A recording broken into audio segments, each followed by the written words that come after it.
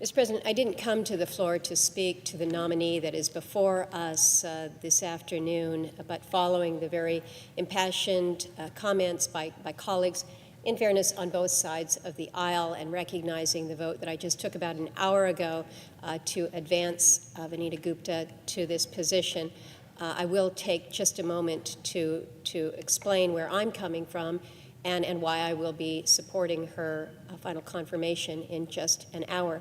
I have looked at her record. I have had an extensive sit-down with her.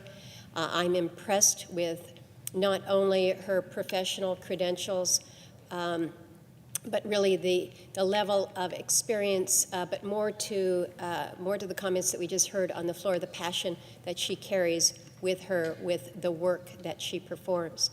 I think it's fair to say we will all agree that her confirmation has been very challenged. She has had a significant back and forth in committee. She has been elevated with very strong rhetorical words in favor and equally words of condemnation. I asked her point blank, why do you want this? Is this worth it? Because this has been clearly very hard on her as a nominee. And she paused and reflected a moment and just spoke to how she feels called to serve in a very personal way that I thought was impactful.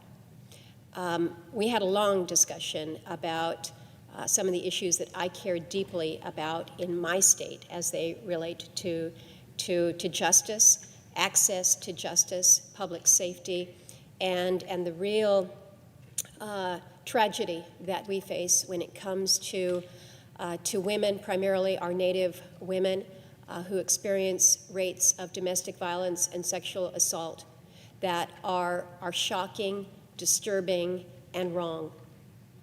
And despite all that we have as a state, the resources that we have, the opportunities that we have not been able to turn the corner as we have needed to in confronting what I believe is a true scourge. And it is going to take more than resources. Jurisdictionally, it is very complicated in Alaska. We don't have reservations. We don't have a similar law enforcement presence in many parts of the state that you might have in the lower 48. And we have a great deal of work to do as a state. But as we discussed these issues, I felt that I was speaking to a woman who had not only committed a professional life to try to get to the base of these injustices, to try to not just direct a little bit of money, put a program in place, and walk away and call it a day, but to truly try to make a difference.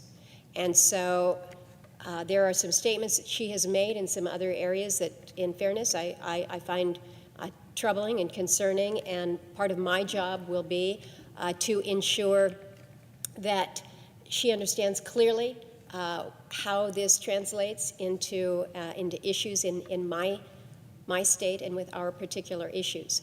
But I am going to give the benefit of the doubt to a woman who I believe has demonstrated through her professional career to be deeply, deeply committed to matters of justice. And so I will be casting my vote in support of her in about an hour here.